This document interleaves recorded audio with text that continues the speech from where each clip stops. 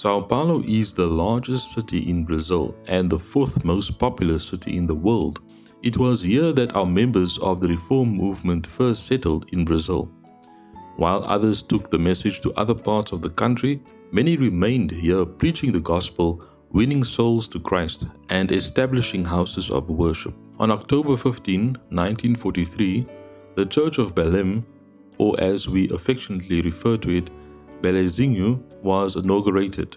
Located near the bustling city center of Sao Paulo, the Church of Belézinho is surrounded by a vast field of missionary work. Our Reform movement community prospered here for many years, and the labor has continued over the decades despite the many changes that took place in the neighborhood. The brethren continue actively working with the children and the elderly in the community, and God has prospered His cause. Still, the building is 80 years old and it is getting tired.